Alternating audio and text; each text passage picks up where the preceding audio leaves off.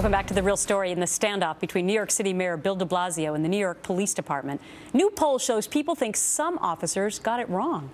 When asked if they approved or disapproved of the police turning their backs on the mayor at the funerals for two fallen officers, 69% disapproved compared to only 27% who thought it was okay. Majority of respondents also said comments by the head of a New York police union saying that the mayor had blood on his hands in the murders was, quote, too extreme. But polls also show people are not fans of Mayor de Blasio and his actions either. Joining me now, Dr. Paul Hokemeyer, marriage and family therapist, Jean Marks, CPA, small business owner, and Charles Cook, reporter for the National Review. Gentlemen, interested to see what your thoughts are on this. Charles, let me start with you. Do the police officers have it right in turning their backs, or Mayor de Blasio? I think they have it wrong. In fact, I agree with the public on all three of those questions. Police occupy an odd space. They're not soldiers, where they are obliged to do whatever they are told without any dissent, but they're also not teachers. They can enforce the law, they have guns, they can use those guns, they can use deadly force.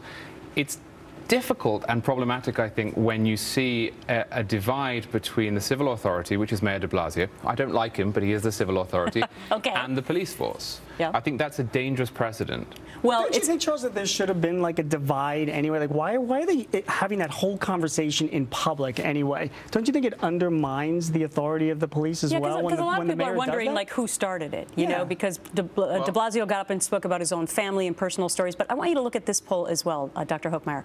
Who's more to blame? 45% say de Blasio, 43% say the police. So, Doctor, that's pretty evenly matched there. Do you agree with that?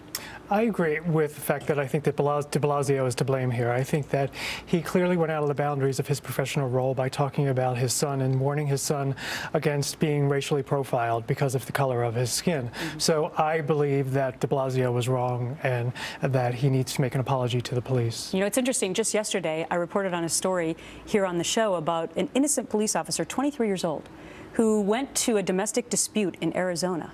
And he's just doing what he probably does every day, and hundreds and thousands of other police officers do. Yep. Shot in cold blood.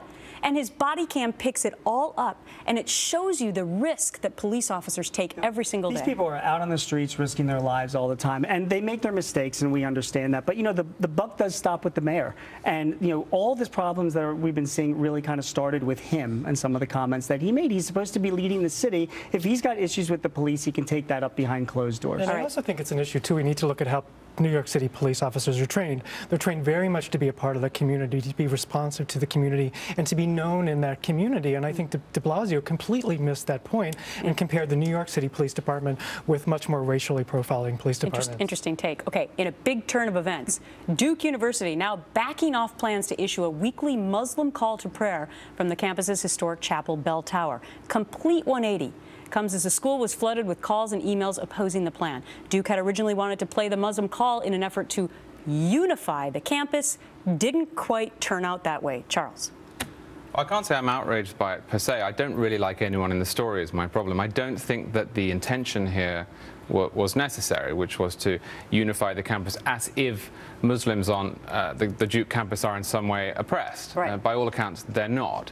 Having said that, I think the reaction of some of the Christian protesters were a little over the top. You agree with that, Jane? Mentioned, yeah, I mean, you know, my disappointment, though, is also with just the academic management. I mean, you know, we've seen this past year all these situations where college, you know, Kathleen McCartney at Smith, you know, she got in trouble because of a statement that she made, and she had to apologize for that. Yeah. You know, at Haverford College earlier in this year, there was a commencement speaker speaking to a group of students that people had issues with, a different point of view, and they got rid of the commencement speaker. Oh, they yeah, replaced that him. happens all the time, usually to conservatives. So here we're saying that, right, and here we are, like, okay, so, you know, they're making the decision for whatever their reason. The fact that they just turn around and do a 180-degree reversal. Well, no doubt, a bunch of donors called up, right, Doctor? Yeah.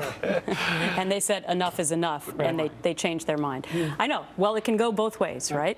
Whether or not they should have done it in the first place is to be debated still. Gentlemen, thank you.